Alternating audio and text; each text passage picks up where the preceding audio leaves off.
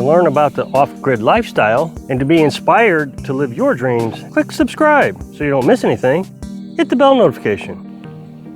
So, for those of you that think that I'm faking about the feral cat, there he is.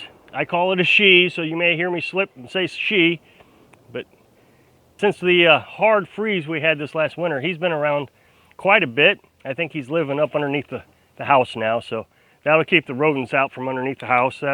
That's really good news. And he comes out about 6 o'clock in the morning and I feed him, kind of right under there. And right now he's chasing squirrels. He's not a good squirrel chaser. He's got short legs, but he always tries. But he just chased one up the pole over there. So today, I've come up with another harebrained idea. I've talked about it before that I want to build a root cellar slash storm cellar. Now, it doesn't have to be fancy or anything. And I think that's one of the problems people run into when they want to chase their dream. Now, it's really nice living out here. When I decide I just get a harebrained idea, I just can do it. There's nothing out here stopping me from doing it. If I want to dig a hole, I can dig a hole. There's nothing on this property that, you know, you got to call 1-800-DIG-RIGHT. As long as I stay on this side of the fence, there's nothing out here. Today, I'm just going to start digging a hole for my root cellar. I'm going to explain all of this in a little bit. But this morning, I thought, you know what? Maybe I'll Google or do a YouTube search of root cellars to see how they're built. Before I did that, I already had a pretty good idea of what I wanted to do. My grandma and grandpa had one. When I was real young, it was the wine cellar. Grandpa made homemade wine, but grandma was more into fruits and vegetables, so she put all her vegetables out there. My grandmother's mother, so my great-grandmother, was a huge Southern Baptist religious type. Nobody ever talked about the wine cellar. The whole family on Thanksgiving would go out to the wine cellar and they would drink the wine. Well, grandma would be in there babysitting the kids. She had no idea what was going on in there. All her kids were out there drinking. This thing wasn't big. What my grandma and grandpa did was they had a hill, it was a huge hill, just behind the house. What they kind of did was just dug into the hill like this and built blocks. I don't even think they used blocks. If my memory serves, it was just stones like this. These big stones. I don't know how they did it. And then what they did was they just took the dirt and kind of covered it over. It was a big mound. And then the front side was exposed. So it had a door on the front side. It wasn't very big either. Of course, I was pretty young. And so the scaling of it may not be right. But as I got older, I would say early teens, you know, junior high, I feel like I had to duck down to get into it. But it doesn't have to be big, I don't think. I'm kind of thinking 6 foot by 6 foot, 4 or 5 feet deep from the back. You know, so if I was to dig into this hillside, the back would be 4 feet deep down to the floor. Now the sides, of course, would stick out. So all your leftover dirt, you would kind of mound over it. So that keeps dirt on all 3 sides and the roof. Well, this morning I looked it up. Another homestead channel, he hired someone. And as soon as I saw it was a professional, I knew it was way out of my league. You know, of course, they got the bulldozers and the backhoes and the tractors and all that come in and just dig right into the guy was calling the side of the mountain. He said it was 300 feet high. Now, I couldn't get a scale and I never heard what size or dimensions it was. So he comes in and he's got this hobbit door, it's a round door, and I mean, it's just way beyond my comprehension of being able to do things. And so I almost scared myself out of it. And I got thinking, hey, wait a minute. It's easy to scare yourself out of it. It's easy to say, well, I don't have the money to hire anybody to do it. You know, they had concrete trucks coming in, backhoe operators, all that stuff. I don't have the money for that. Now, I have thought about renting a backhoe. And Carolyn wasn't in disagreement to that, but she said something that made me think. She says, now you got to remember the first hour or two, you're going to be wasting money just learning how to use it, so don't forget about that. And I thought, you know, that's right. Why do I have to rent something? I'm not in a hurry to get it done, and quite honestly, it'd be good video footage of me kind of building this thing as I go along. The audience would stick around a lot longer, especially if you're interested in building one. I remember an old man telling me one time that I rented a house from. He said, yeah, I dug that basement by hand with a shovel. It was a huge basement. It was a full-size basement. I was in my 20s back then. I just got out of the Navy. And I thought, my goodness, that's crazy. Why would you do that? Now I'm older, it's like, I would imagine that's how everybody did things back then. Root cellars were quite popular back in the day. I thought, okay, well, maybe I could do this by hand, and I don't even have to work that hard at it. Dig a little today, dig a little tomorrow. Now, I don't know how well you can see this, but this is the old septic system. It's got a concrete roof. I think you probably can see the concrete roof, and then concrete blocks on all 4 sides. And so what they did was they just dug into this hillside here. So this is the same idea I'm having for my root cellar.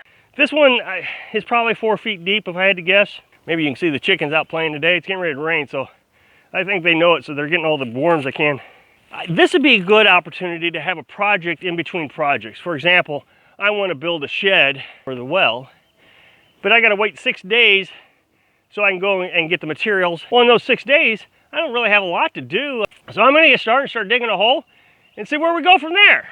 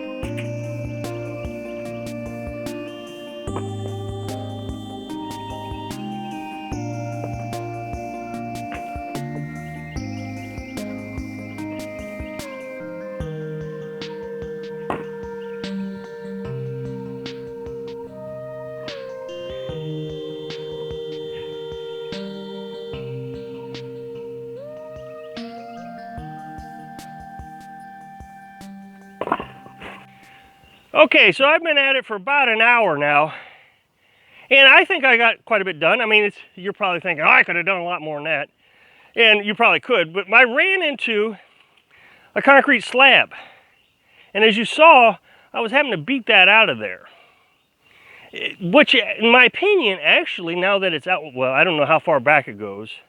It could go quite a bit further back, but in my opinion, now that it's out of there, this should make digging quite a bit easier because the ground's already broken up.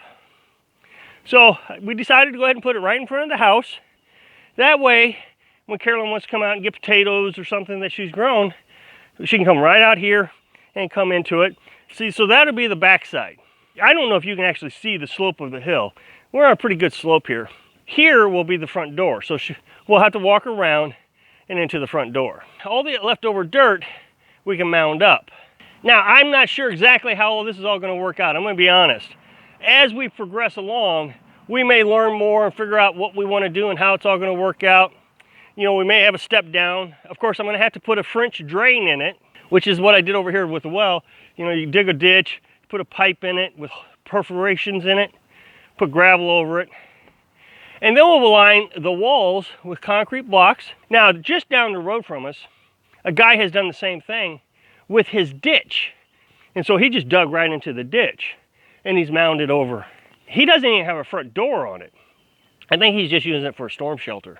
Now, I did learn some things in the video this morning, even though I thought this is way over my head. But like ventilation, the French drain, I didn't think about French drain. I'm actually thinking about lining it in plastic to keep the moisture from running down into it. Now the idea behind this is that you'll have a constant temperature all year round, or at least pretty close.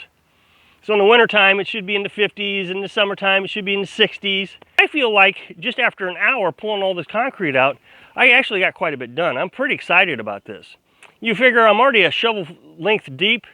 What is that shovel, 6 or 8 inches? And it's 6 feet. I already got the 6 feet. This is all, and it's 6 feet down. Now the other thing I'm gonna do is tomorrow I'll talk to Dad.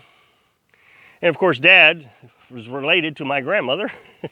He'll have a better memory of how this worked at Grandma's house. And he could probably give me a little bit of information on what they did. All these concrete blocks, I have tons of concrete blocks around here from past projects. I won't have to buy a bunch, but they're only $1 a piece.